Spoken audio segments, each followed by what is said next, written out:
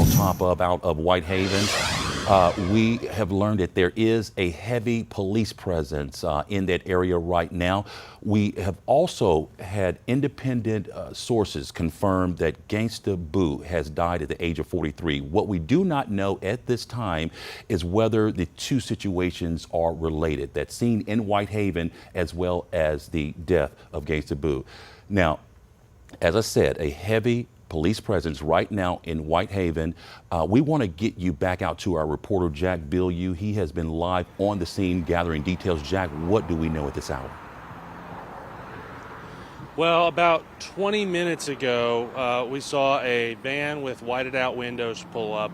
They loaded a body into the back and it took off. In fact, if I step out of the way, you can actually still see right in the front of that police car. They've taken down the tape there in front of the driveway. That porch up that driveway is where they removed that body from. And we spoke to some people who said they were families of the victims. They said they didn't want to discuss the case at this time, but shortly after that body was removed, they invited about half a dozen of those folks inside the house, and they are still in there at the moment.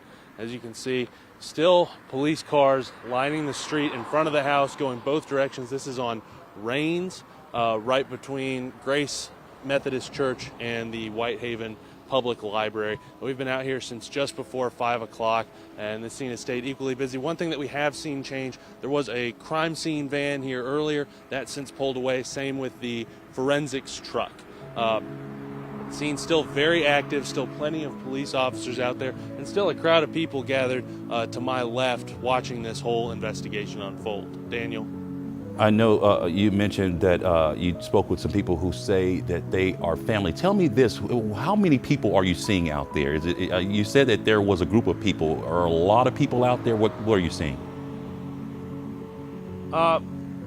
As of a few minutes ago, there was a group of about, I would say 30 people standing on the driveway watching. Since the family was invited inside, that group has kind of cleared out. People have moved back to the church parking lot next to the scene. Some people are standing next to their cars. I would say there's still about half a dozen people standing on the neighboring property. And then even here on the other side of the street where we are, there are some people parking, standing outside their car and just kind of watching this situation.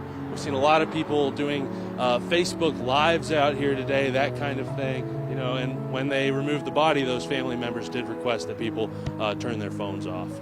Jack Bilyeu, of course, on the scene there in Whitehaven. Of course, we want to just re-emphasize that we have two different things going on. We don't know just yet whether they are connected. We have the death of Gangsta Boo, a member of 3-6 Mafia, the second woman to be in that group of 3-6 Mafia. We also have that police scene in Whitehaven, that heavy police scene. We're working to confirm with police right now whether they are connected. Jack Bilyeu, good job out there in Whitehaven. Jack, thanks.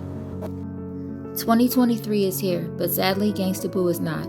Born Lola Chantrell Mitchell in Memphis, Tennessee, she brought that southern gangsta flow that was needed in the industry.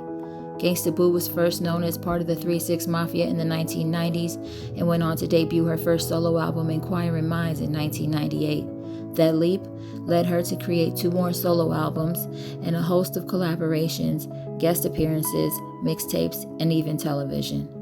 To say that Gangsta Boo didn't make an abundant contribution to hip-hop would be like saying hip-hop is dead, and we all know that's a lie.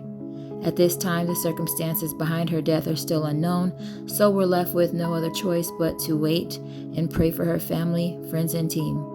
Lola Chantrell Mitchell, Gangsta Boo, rest in paradise. Signing off, Young Pharaoh's affiliate, Jasmine Yvette.